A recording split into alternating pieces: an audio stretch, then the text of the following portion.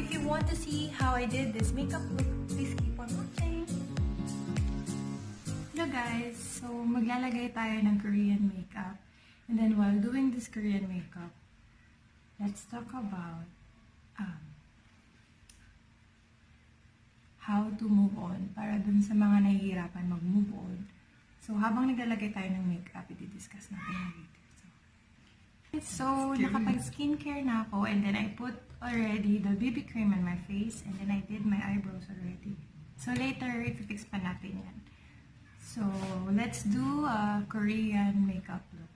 Natural lang. So, matagal na akong hindi nagaganon. So, ngayon ko na naman gagawin siya. So, anyway, let's start, guys! Okay, so first, we have to put some shimmering dyan sa eyelids. Ano ba tawag ito? Actually, ano to, nakalimutan ko na kung anong brand to. Pero parang Korean makeup siya. Nabasag ko kasi, so linagay ko na lang siya dito. Medyo ano siya, may pagka silver. Anyway, naglagay na din ako ng primer. Or, eto din, pwede nyo ilagay yung pore eraser or primer para kumapit yung makeup. And then, eto din, Bior na UV 50 SPF, naglagay na din ako. Yung very important to guys ha, before kayo mag-makeup, parati kayo maglagay ng SPF. So yun, lagay natin to.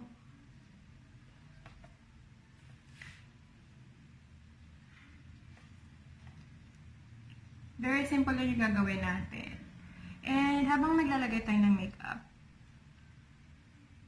may topic akong gustong i-share about sa mga taong nahihirapan mag-move on.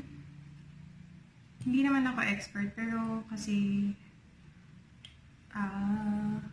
lahat naman tayo dumaan sa breakups, kung sino yung dumaan sa ganong topic. Itong video nito is for you. So, paano nga ba tayo mag-move on? How to deal with breakups. So, ganun, lahat naman tayo nasasaktan.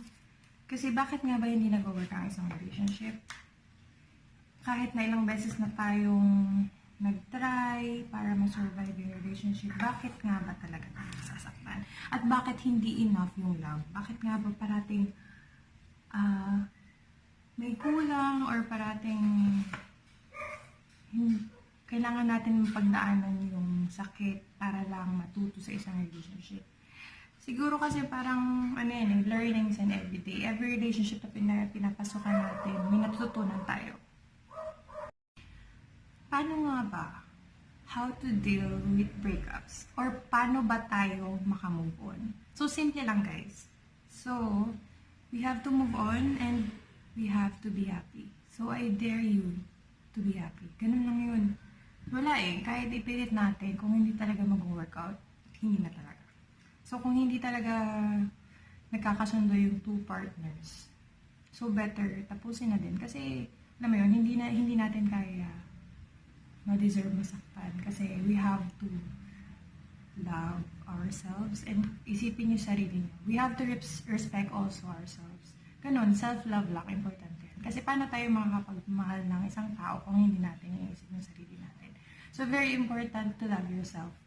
And always remember na natutunan ko to sa isang vlogger na gusto na favorite ko. Isipin nyo to, you are the entire universe. Sabihin nyo lang yan. You are the entire universe. So, alam kong hindi madali mag-move on, pero kasi, ganun may mga bagay na hindi talaga kayang ayusin. So, yun, every relationship, natututo tayo. Nag-grow din tayo. And simple lang, maging happy tayo and then we have to explore new things. Kasi based on my experience, mga past relationships ko, of course, nasaktan din ako, nag-grow din ako sa person. Yeah. So, may mga kanya-kanyang dahilan kung bakit nga ba hindi talaga nag-work ang isang relationship. Ayun lang, kasi alam mo yun, masakit din, let's say, may mga friends din akong nag-move on, tinutulungan ko sila kung paano mag-move on, nandyan ako sa kanila. So, I know, nakakatulong din yung, you have to look for someone na makakausap nyo, like friends, family. So, i-approach nyo sila para makausap nyo at madamayan kayo. Kailangan nyo ng, if you're feeling alone, kailangan nyo may makausap.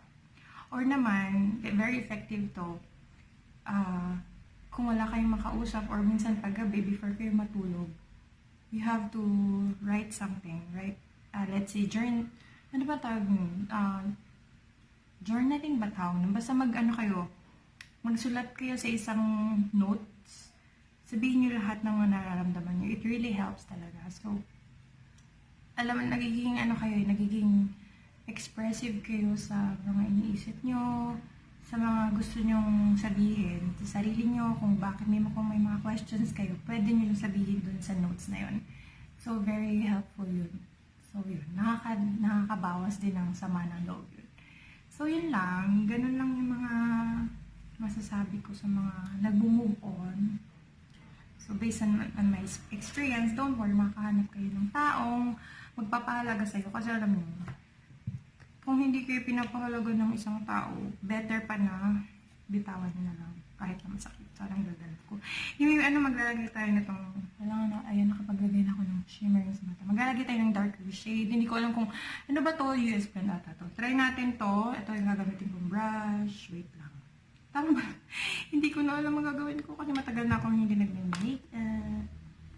Wait lang. Ano ba? Ito na muna. Maybelline. Ito siguro yung gagamitin ko muna. Tingnan natin itong lighter ata to. Tingnan natin kasi hindi ko na sure kung paano ko ginagawa dati. Kasi dati mahilig talaga ako mag-full makeup. Ngayon, hindi na ganun masyado. So, yun lang, guys. If you want to move on, please lang. Mahalagaan nyo sarili nyo kasi life is too short. Kailangan nyong mag-enjoy. Kailangan nyong you deserve better. Alam mo yun, you deserve better. Kasi kung hindi tayo pinapahalaga ng taong mahal natin, ibig sabihin, hindi sila para sa atin. Mahirap kasi yung binipilit pa natin kahit gusto natin i-try na i-move.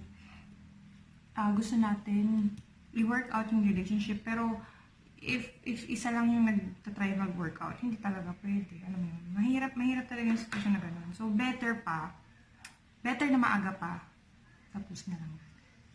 Ganon. Pero kasi, alam ko, let's say, ilang years na kayo magkasama, mahirap naman talaga tapusin agad. Pero kasi, alam mo yung kailangan yung, hindi ko na alam ano na ilalagay natin dito, siguro itong darker shade na ito. Hindi ko alam.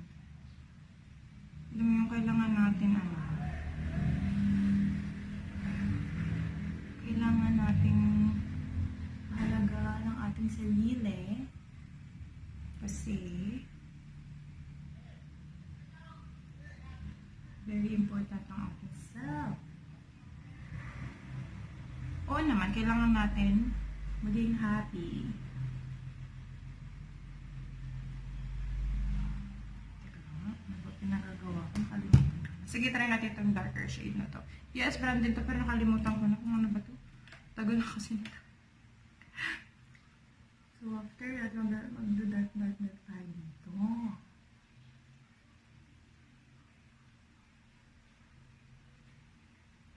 Tama ba ito? Nakalimutan ko na talaga. Okay, maglalagay tayo ng ganyan. Parang smoky eyes na, kumbaga. Hindi ko alam kung smoky eyes or then, pag nalagay yung ganyan, pwede na i-spread. Ayan.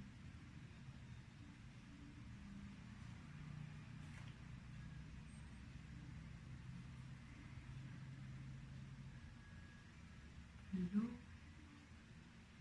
Ayun nga lang. Ano pa ba? Kailangan natin gumawa ng isang bagay na hindi pa natin nagagawa. Let's say, mag-hike kayo, mag-sports kayo, mag-exercise kayo. Very important yan. Tsaka, pag stress kayo, wag kayo kumain ng junk food or mga hindi healthy na pagkain kasi nakakadagdag din ng stress yan. So, kasi the more na kumakain ka ng hindi healthy, mas lalo ka magiging stress. Ganon. So, yun lang yung masasabi ko. So, gagamitin natin tong, ano ba to? flat brush ko to. Tapos, gaganyan natin. Nagalagay tayo dito sa pinakababa.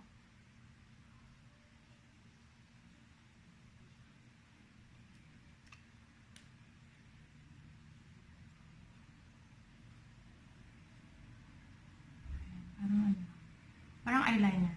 Gawa natin ito ng parang... Ayan, naglagay na ako ng dark dyan sa may malapit sa eyelids pa tawag dyan. Then, lalagay natin ng eyeliner. Para mag-pop-up lang yung mata natin.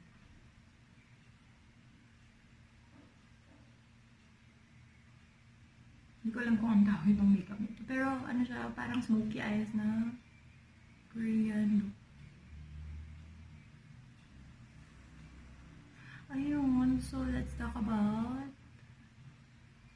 ano ba? Kung paano natin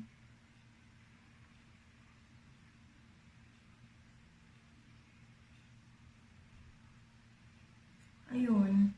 So if you want to move on, huwag na kayong mag-waste ng oras. So, it's about time. Pahalagaan nyo na yung oras nyo this time. And, mag-meditate kayo kung bakit. Internalize kung bakit hindi nag-workout ang isang relationship, kung may pagkukulang ba kayo, or ano ba yung mga dapat natin i-improve sa sarili natin. So, very important yan. Kasi kung hindi nag-work ang relationship, ibig sabihin, one-sided lang siya. So, ganun talaga. May mga ganung eksena. Masakit, pero kailangan natin tanggapin. Kasi, ganun talaga ang life. Kahit anong pilit natin, hindi na talaga. Ayun. So, yun na kayang-kaya niyo yan. Makakamove on kayo. Don't worry. Kasi may someone na para sa inyo na magpupuno ng inyong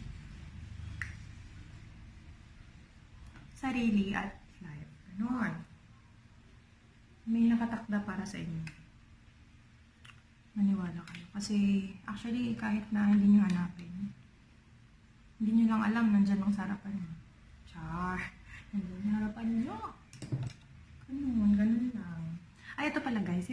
Pwede din kung magamit kayo ng foundation or BB cream, pwede din kayo magamit ito para mas ma-blend yung foundation. Kaso, hindi na ako nagagamit ng ganito. Kamay na lang talaga. So, ganun. Ano pa ba? So, wala tayong highlighter. Hindi ko alam. Ito yung next natin. Itong white na to na shimmering. Lalagyan natin dito sa may dito sa may upper part na to para lang may highlight siya. Wala akong highlight.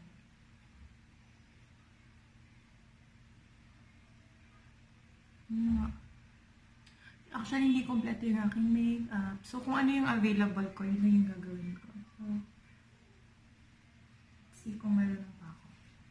And then, ay, nakalimutan ko. Kaya maglalagay tayo ng glitter dyan sa lower lid.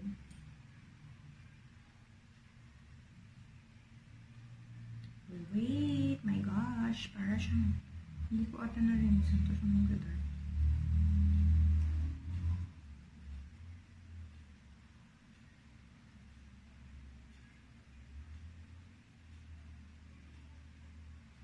Kailangan natin may glitters so ano.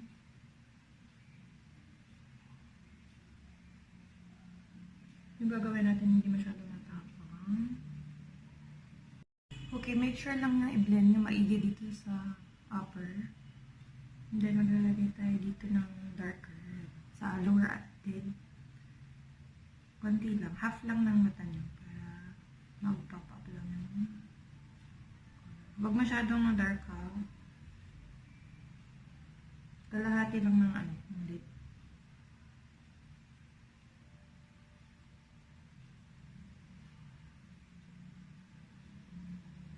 Ito na yung blend lang. Okay, and then next, kamamit tayo nito para bumuka yung ating mata. And then itong mascara na to.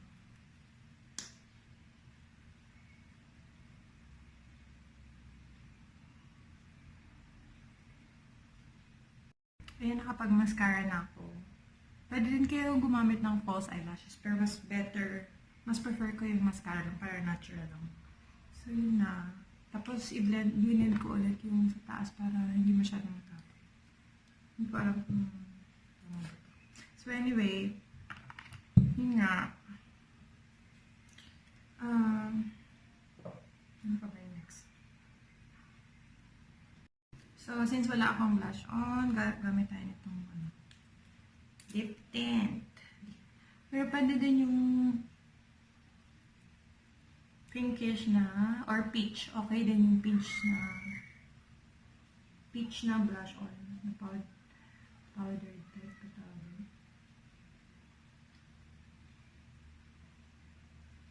Since wala, so ito na lang, pink na lang.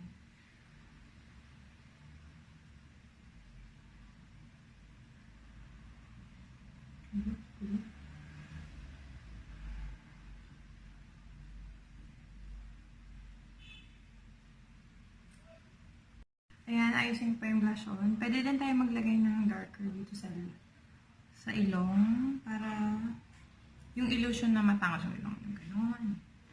So, konti lang.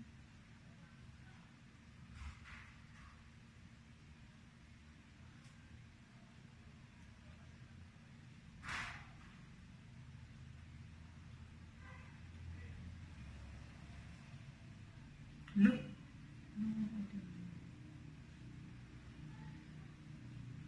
Ay, puti. Siyempre, ayusin pa natin yan.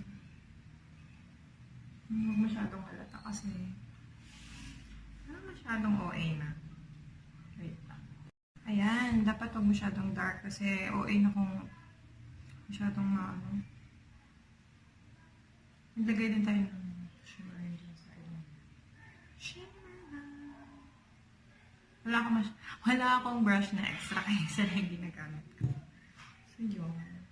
Next is yung lips na natin. I'm using, Maybelline na Touch-Up Spice. Light lang.